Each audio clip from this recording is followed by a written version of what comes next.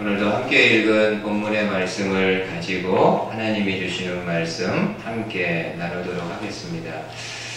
마태복음 저희가 16장을 이제 시작합니다. 마태복음이 총 28장으로 되어 있는데 절반 이상을 저희가 지금 지나가고 있습니다. 지금까지 우리가 말씀을 보았는데 예수님은 많은 사역들을 하셨습니다. 어떤 사역들을 하셨나요? 예수님은 사람들에게 하나님 나라의 복음을 전했고 또 여러 기적들을 행해서 당신이 전한 말씀이 참된 하나님의 말씀임을 입증했고 또 여러 기적들을 통해서 자신은 하나님이 보낸 메시아 그리스도이심을 보여주셨습니다.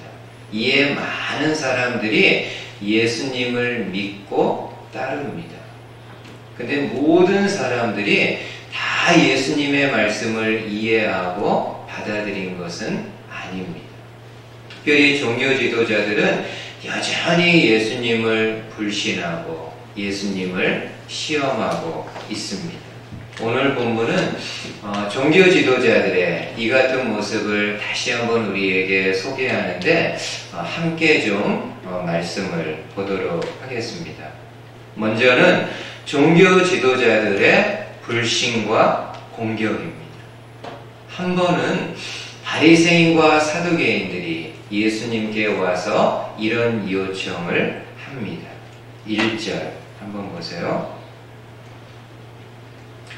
바리새인과 사두개인들이 와서 예수를 시험하여 하늘로부터 오는 표적 보이기를 청하니.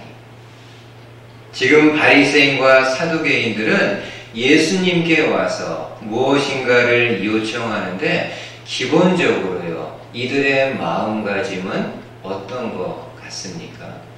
진리를 알고 싶어서, 하나님의 뜻을 알고 싶어서, 혹은 예수님이 누구이신지 알기 원하는 마음인가요? 그렇지 않습니다. 오늘 말씀해 보니까는 이들은 단지 예수를 시험하기 위함이라고 말씀합니다. 여러분 킹제임스 버전에서는 이 시험이라는 단어를 테스트라고 번역하지 않고 템프트라고 번역했습니다. 예, 맞습니다. 지금 종교 지도자들은 예수님을 유혹해서 걸려 넘어지게 하려는 불순한 의도, 불순한 마음을 가지고 예수님께 와서 무언가를 요청합니다. 그러면 지금 바리새인과 사두개인들이 예수님께 요청한 내용은 무엇입니까? 하늘로부터 오는 표적을 구했다. 당신이 정말 하늘로부터 온 사람이라면은 표적, 기적, 사인을 우리에게 보여달라는 겁니다. 다시 말해서 당신이 정말 하나님이 보낸 메시아, 그리스도라고 한다면은 우리가 그것을 알 수 있는 확실한 증거, 사인을 우리에게 보여달라는 겁니다. 여러분 어떻게 보면은 지금 종교 지도자들이 요청하는 거는 그렇게 무리한 요청은 아닙니다. 구약 성경에도 보면은 하나님이 보낸 선지자나 사람은요, 이 사람들은 본인이 그냥 입으로만 나는 하나님이 보낸 사람이라고 이야기하지 않고 여러 가지 표적, 여러 가지 기적을 통해서 자신은 하나님이 보낸 사람임을 보여줍니다. 누가 그런가요? 모세도 그렇죠. 모세도 이스라엘 백성들 앞에서 많은 기적을 행하면서 하나님이 보낸 사람이라는 것을 입증합니다. 엘리야 선지자 어떻습니까? 놀라운 여러 기적들 행하잖아요. 그리고 그의 제자인 엘리사도 오히려 스승보다 더 많은 기적들을 행하면서 본인은 하나님이 보낸 선지자라는 것을 입증시킵니다. 그러면 지금 예수님은 지금까지 하나도 표적을 행하지 않았을까요? 자신이 하늘로부터 온 사람임을 말로만 이야기하고 기적은 하나도 행하지 않았습니까? 그렇지 않죠. 우리가 이미 알고 있는, 우리가 이미 본 대로 지금까지 예수님은 많은 기적을 행했습니다. 예수님이 행하신 놀라운 표적들은 차고 넘쳐서요, 한두 개 정도가 아닙니다. 그런데도 바리새인과 사두개인들은 어떻습니까? 예수님의 기적을 믿지 않습니다. 그리고 오히려 종교 지도자들은 예수님이 기적을 행할 때 예수는 바알세불을 힘입어서 이러한 능력을 행하고 있다라고 예수님의 능력을 폄하합니다. 그래서 예수님이 이들에게 바리새인과 사두개인들에게 이렇게 말씀을 합니다. 2절 한번 보세요. 2절에 예수께서 대답하여 이르시되 너희가 저녁에 하늘이 붉으면 날이 좋겠다 하고 아침에 하늘이 붉고 흐리면 오늘은 날이 붓겠다 하나니 너희가 날씨는 분별할 줄 알면서 시대의 표적은 분별할 수 없느냐.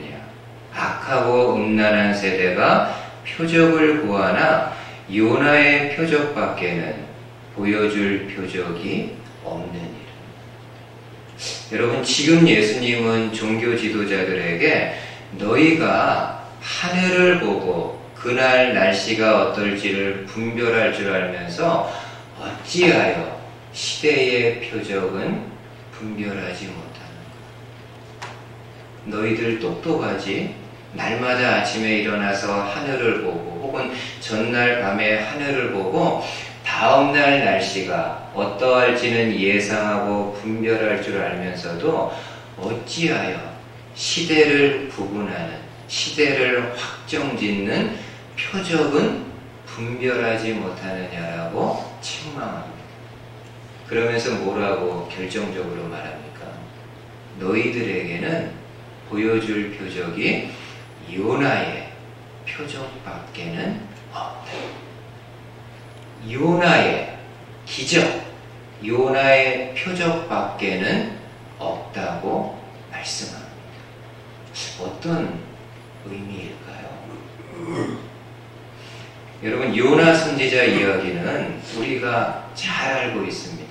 하나님은 요나에게 말씀하기를 아수르의 수도 니느웨에 가서 회개의 말씀을 전할 것을 이야기합니다. 여러 우여곡절 끝에 요나가 니느웨에 가서 하나님의 회개의 말씀을 전합니다.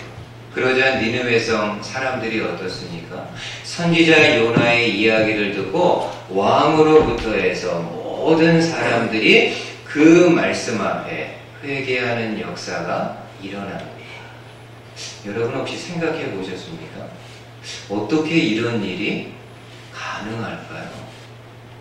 니느웨 사람들이 하나님을 믿는 사람들이었습니까? 아니요. 오히려 하나님을 믿는 이스라엘을 괴롭히고 공격하는 사람들인데 선지자 요나가 와서 한마디 회개의 말씀을 선포했을 때 그 한마디에 성 안에 있는 모든 사람들이 회개하는 역사가 일어납니다. 어떻게 이런 일이 가능할까요? 여러분, 요나 선지자가 니느웨 성 사람들 앞에서 놀라운 기적을 행했기 때문일까요? 물론 요나가 하나님의 말씀을 듣고 처음에는 니느웨로 가지 않고 다시스로 가다가 큰 물고기가 요나를 삼켜가지고 요나가 그 물고기 뱃속에서 3일 동안 있다가 3일 만에 다시 이렇게 해서 살아서 나온 것 하나의 기적이라고 말할 수 있습니다. 근데 니느웨 사람들이 그 기적을 보고 회개를 했나요? 아니요. 그러면 도대체 니느웨 사람들이 회개할 수 있었던 원동력은 무엇일까요? 결정적인 거 하나 있습니다. 하나님이 보낸 선지자가 와서 하나님의 말씀을 전했기 때문입니다. 이게 답니다. 하나님이 보낸 선지자가 와서 그가 입으로 하나님의 말씀을 전했기 때문입니다. 지금 예수님은 하나님이 보낸 하나님의 메신저가 있고 그가 하나님의 말씀을 전한다고 한다면은 그것이 바로 미라클, 표적, 사인이라고 말씀합니다. 그러면서 예수님은 종교 지도자들에게 하나님의 최후의 메신저로 내가 왔고 내가 지금 너희들에게 하나님의 말씀을 전하는 것, 이것이 너희들에게 보여줄 수 있는 표적, 기적이라고 말씀을 합니다. 여러분, 종교 지도자들이 예수님에게 어떤 표적을 요청할 때는요, 예수님이 말씀한 이런 표적은 아닙니다. 진짜 죽은 사람을 다시 살리든지 병든 사람이라든지 귀신 들린 사람 이런 것들을 기대했을지 모르겠는데 예수님은 말씀합니다. 하나님이 보낸 선지자가 있고 그 선지자가 입으로 하나님의 말씀을 전하는 것, 이것이 표적이다. 가장 큰 기적이라고 말씀을 합니다. 예나 지금이나 사람들은, 그리고 솔직히 우리들도요, 기적이 일어난 곳에 많이 몰립니다. 사람들이. 그렇죠. 병들었는데 병 고침을 받았다. 사람들이 와 하고 몰려듭니다. 귀신 들린 사람이 있었는데 그가 온전해졌을 때 사람들이 또 와 하고 그 가운데로 몰려듭니다. 그러니까 기적이 있는 곳에는요, 사람들이 관심 갖고 몰려듭니다. 근데 정작 하나님의 말씀이 선포되는 곳에는요, 별로 그렇게 관심 갖지 않습니다. 눈에 보이는 기적, 눈에 보이는 놀라운 그러한 일들이 드러나면은 사람들이 우르르 몰려들지만은 하나님의 말씀이 전해지는 곳, 하나님의 말씀이 선포되는 곳에는 별로 그렇게 관심 갖지 않습니다.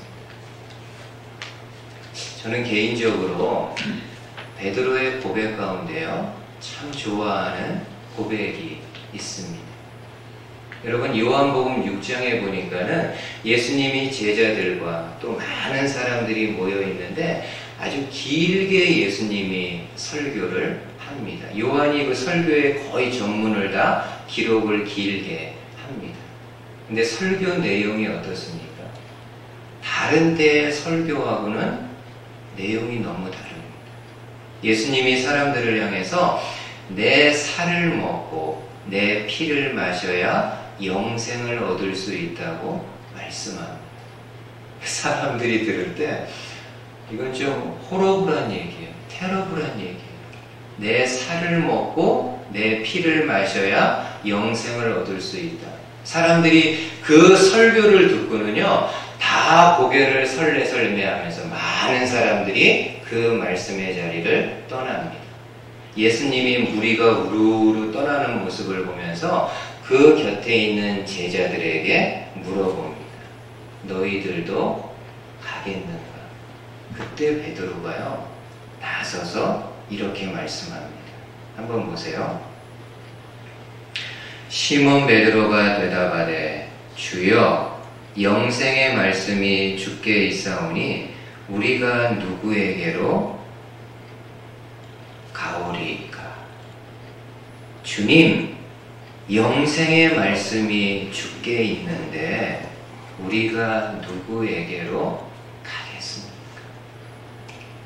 많은 사람들은 예수님의 말씀을 이해하지 못하고 떠난다 할지라도 우리는 영생의 말씀이 주님께 있는 것을 아는데 우리가 누구에게로 가겠느냐? 바라기는 베드로의 고백이 저와 여러분들의 신앙 고백이기를 바랍니다.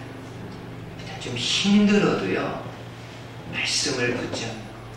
힘들어도 말씀 듣는 자리에 나오는 것. 힘들어도 말씀을 배울 수 있고 말씀을 통해서 여호와 하나님을 아는 자리에 끝까지 나올 수 있는 저와 여러분들 되시기를 바라겠습니다. 하나만 이와 관련해서요, 조금 더요. 오늘 본문하고는 관계없지만은 여러분, 사람들이 눈에 보이는 기적이나 놀라운 일이 있는 곳에는 몰리지만 하나님의 말씀이 있는 곳에는 잘 오지 않는다. 근데요, 더 가지 않는 곳이 있습니다.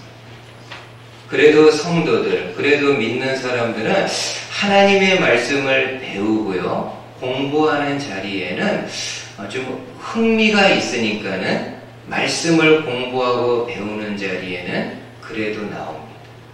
근데 어떤 자리에는 잘 안 나올까요? 기도하는 자리 잘 안 나옵니다. 실제로 그래요. 그래도 말씀 배우는 거는 좀 흥미있고 배워서 아는 게 재미있어서 나오기는 하는데 기도하자고 하면은요, 안 나옵니다. 기도가 힘들어요. 배워지는 것도 없고, 뭐 기도한다고 응답되는 것도 없는 것 같아 보이고, 그러니까 교회에서 혹은 목사가 기도합시다 라고 이렇게 해서 할 때 잘 기도의 자리 나오지 않습니다. 저는 개인적으로 우리 교회 또 성도님들 보면서 아쉬운 거, 여러분들에게 아쉬운 게 아니라 제가 좀 이건 좀 목회 지도를 좀 잘못했나 보다. 말씀을 전하고 가르치고 이런 부분은 그래도 관심 있게 하는데 기도하는 부분은요, 너무 약해요. 저도 약하고요. 그 다음에 우리 교회적으로도 너무 약해요. 근데 제가 볼 때 하나님이 어떤 공동체, 어떤 성도를 당신의 도구로 사용하실까요? 말씀 하나만 잘 붙잡고 있는 사람? 아니요. 말씀과 기도가 함께 있는 공동체와 성도입니다. 기도하는 게 힘들어요. 네. 기도하는 게. 근데 그럼에도 저와 여러분들이 말씀을 붙잡고 기도의 자리를 지키는 것, 이 두 가지를 함께 힘쓸 수 있는 저와 여러분들 되시기를 주님의 말씀으로 축복을 드립니다. 두 번째는 종교 지도자들의 잘못된 가르침에 대한 경계의 말씀입니다. 예수님이 이 사건 후에 바리새인과 사두개인들과 이야기 후에 제자들과 함께 배를 타고 갈릴리 건너편으로 건너갑니다. 근데 그때 제자들이 배를 타기 전에 먹을 떡을 미리 챙겨서 준비했어야 되는데 그러지를 못했던 것 같습니다. 그래서 배를 타고 가는데 염려가 되는 거죠. 그때 예수님이 제자들에게 이 말씀을 합니다. 5절 한번 보세요. 5절에 제자들이 건너편으로 갈새 떡 가져가기를 잊었더니 예수께서 이르시되 삼가 바리새인과 사두개인들의 누룩을 주의하라 하시니. 지금 여러분 제자들의 상황이 어떻습니까? 떡을 챙기지 못해서 이 마음에 좀 염려하고 있는데 예수님이 떡과 관련된 누룩을 이야기하니까는 더 마음이 불편합니다. 누룩은 여러분들 그 당시 아는 것처럼 빵이라든지 떡 만들 때 이렇게 집어넣어서 좀 부풀게 만드는 꼭 집어넣는 재료입니다. 그러니까 본인들이 지금 떡을 챙기지 못해서 안절부절인데 예수님이 떡과 관련이 있는 누룩에 대해서 이야기하니까는 도둑이 재발저리는 것처럼요, 더 불안하고 더 불편한 마음을 갖습니다. 근데 여러분 여기서 잠깐 한번 보세요. 질문을 자꾸 해봐야 돼요. 여러분 이런 질문 안 해보셨어요? 떡 못 갖고 갈 수 있잖아요. 배 타기 전에 챙기려고 했는데 잊어버릴 수 있잖아요. 그럼 설령 떡을 못 챙겼어도 그쪽에 도착해서 떡을 사가지고 먹으면 되는 거 아닙니까? 아무 문제 아니잖아요. 근데도 왜 이렇게 제자들이 염려할까요? 이유가 있어요. 여러분 지금 예수님이 배를 타고 갈릴리 건너편으로 간 그 건너편은요 어떤 지역을 이야기하는 걸까요? 이방 도시를 이야기하는 거예요. 유대인들은 기본적으로 음식 아무거나 안 먹는 거 아시잖아요. 이방인들이 만든 떡은요 유대인들이 먹는 음식법에 맞지 않는 부분이 있기 때문에 잘못해서 이방 지역에서 이방인들이 만든 떡을 먹게 되면은 본인들의 몸이 불결해질 수 있기 때문에 지금 제자들이 이렇게 염려하고 불안해 하는 겁니다. 근데 예수님이 당신이 하셨던 말씀의 의미가 어떤 것인지를 설명합니다. 마지막으로 11절 보세요. 11절에 어찌 내 말한 것이 떡에 관함이 아닌 줄을 깨닫지 못하느냐. 오직 바리새인과 사두개인들의 누룩을 주의하라 하시니 그제서야 제자들이 떡의 누룩이 아니요 바리새인과 사두개인들의 교훈을 삼가라 말씀하신 줄을 깨달으니. 여러분 지금 예수님이 제자들에게 언급한 누룩은 떡을 이야기한 것이 아닙니다. 여러분 누룩은 우리가 아는 것처럼 성경에서 이렇게 기본적으로 악한 것을 상징하는 것으로 나옵니다. 그러니까 지금 예수님이 바리새인과 사두개인들의 누룩을 조심하라는 것은 바리새인과 사두개인들의 가르침들 중에 악한 부분이 있기 때문에 그들의 가르침, 그들의 교훈을 주의하라는 말씀입니다. 자, 그러면 우리 생각해 봐야죠. 저와 여러분들이 조심해야 될, 주의해야 될 바리새인의 교훈, 바리새인의 가르침은 어떤 게 있을까요? 여러 가지 생각할 수 있습니다. 예수님도 바리새인들에 대해서 많은 비난과 비판을 했기 때문에 여러 가지 생각할 수 있습니다. 근데 여러분 그거 어떻게 다 이야기했어요? 가장 결정적인 거 하나 있어요. 이 하나에 예수님이 바리새인들을 비난했던 모든 내용들이 다 들어가 있습니다. 마태복음 23장에 보면은 예수님이 서기관과 바리새인들을요 책망하는, 길게 책망하는 내용이 나옵니다. 근데 그 내용 중에요 핵심이 하나 들어가 있어요. 한번 이 말씀 보세요. 마태복음 23장에 이에 예수께서 무리와 제자들에게 말씀하여 이르시되 서기관들과 바리새인들이 모세의 자리에 앉았으니 그러므로 무엇이든지 그들이 말하는 바는 행하고 지키되 그들이 하는 행위는 본받지 말라. 그들은 말만 하고 행하지 아니한다. 여러분 여기 말씀해 보면은 예수님도요 인정합니다. 뭘 인정하나요? 바리새인들이 가르치는 말에는 틀린 것이 없다. 그렇죠. 바리새인들이 유대인들에게, 이스라엘 백성들에게 하나님의 율법의 말씀을 가르칠 때 그들이 결코 이상한 말씀 전하지 않습니다. 하나님의 말씀을 좀 더 잘 지키기 위해서 장로들의 전통까지 언급하면서 철저하게 하나님의 말씀을 지킬 거에 대해서 이야기를 합니다. 예수님도 그거를 인정하는 거예요. 그래서 바리새인들이 하는 말, 서기관들이 하는 말은 그대로 행하고 지켜라. 그런데 무엇은 본받지 말라고요? 그들이 하는 행위는 본받지 말라. 왜냐? 그들은 말만 하고 행하지는 않는다. 바리새인들이 어떤 사람들입니까? 말로는요 그럴싸하게 멋있게 백성들에게 가르칩니다. 근데 정작 본인들은 안 해.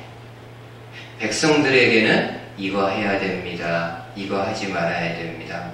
멋있게 이야기하는데 정작 본인들은 하지 않습니다. 언행이 일치되지 않는 바리새인의 가르침 주의하라.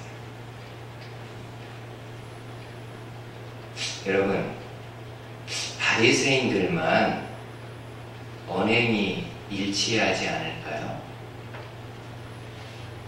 솔직히 그렇지 않습니다. 저도 그렇고요. 저는 더 말할 것도 없죠. 저도 바리새인처럼 이렇게 주일이라든지 토요 아침 시간에 어떻게 볼지 모르겠지만 그냥 멋들어지게 여러분들한테 근사한 이야기 하잖아요. 이렇게 살아야 됩니다. 저렇게 살아야 됩니다. 막 이야기하지 않습니다. 근데 제가 과연 내가 말한 것에 반이라도 행하고 있는지, 여러분들은 어떠세요? 주일마다 토요 아침마다 혹은 개인적으로 책들을 통해서 인터넷들을 통해서 무수한 하나님의 말씀을 듣습니다. 과연 듣는 것 중에서 어느 정도 행하고 있는지. 몰라서 행하지 못하는 것은 문제 아닙니다. 근데 우리는 어떻습니까? 몰라서 행하지 않나? 아니요. 많이 알고 있어요. 이미 많이 듣고 많이 알고 있는데도 행하지 못합니다. 이게 심각한 거죠. 솔직히 오늘날 믿지 않는 사람들이 교회나 교회 다니는 사람들 비난하는 이유가 무엇입니까? 저들은 말은 잘하는데 행하지는 않는다. 그거 아니겠어요? 안 믿는 사람들이 나를 향해서, 우리 향해서 손가락질하는 게, 전애들은 입으로는 말은 잘하는 사람들인데 행하지는 않는다. 한 어머니가 아들을 데리고, 우리 아는 이야기입니다. 간디에게 왔습니다. 어머니가 간디에게 요청합니다. 이 아들이 설탕을 너무 좋아합니다. 설탕이 몸에 좋지 않기 때문에 많이 먹지 말라 이렇게 타일러도 전혀 아이가 말을 듣지 않습니다. 근데 하루는 이 아이가 나는 간디 선생님을 존경하기 때문에 간디 선생님이 먹지 말라고 하면은 먹지 않겠다고 얘기합니다. 그래서 어머니가 아들을 데리고 간디에게 찾아온 겁니다. 그래서 선생님이 이야기를 좀 해달라. 근데 간디가 이렇게 이야기를 듣더니 어머니에게 말합니다. 보름 있다가 다시 와달라. 어머니가 당신 만나려고 멀리서 왔는데 그냥 지금 좀 이야기해주면 안 되냐고. 간디가 한 번 더 이야기합니다. 보름 있다가 15일 있다가 다시 한번 와주십시오. 그래서 어머니가 어쩔 수 없이 아들을 데리고 다시 갔다가 보름 후에 간디에게 왔습니다. 간디가 아이를 불러가지고 이야기를 합니다. 설탕은 맛은 있지만은 몸에 좋지 않으니까는 어머니가 주시는 만큼만 먹으라고 이야기해줍니다. 아이가 그렇게 하겠다고 약속합니다. 이제 어머니가 소기의 목적을 달성했으니까는 이제 가는 거죠. 근데 가기 전에 물어보는 거예요. 왜 선생님 이 이야기를 보름 전에 내가 왔을 때 하지 않고 지금 보름이 지난 후에 말씀을 하시는 건가요? 간디가 이야기합니다. 저도 솔직히 설탕을 너무 좋아한다. 그래서 보름 전에도 설탕을 열심히 잘 먹고 있었는데 내가 이렇게 잘 먹고 있으면서 아이에게 설탕을 먹지 말라고 하는 것은 맞지 않기 때문에 보름 동안 본인이 설탕을 끊고 나서 아이에게 말하는 것이라. 참 남달라요. 말하는 것과 행동을 하나 되게끔 하기 위해 노력한 사람입니다. 여러분, 우리도 그래야 되지 않겠습니까? 하나님의 말씀을 많이 몰라도 하나 들었던 말씀이 있고 그 말씀이 내 마음에 꽂힌 것이 있으면 내 마음에 어떤 찔림을 준 말씀이 있고 혹은 더 하기를 원하는 격려의 메시지가 되는 말씀이 있다고 한다면 그 말씀을 순종하고 행해 나가는 것.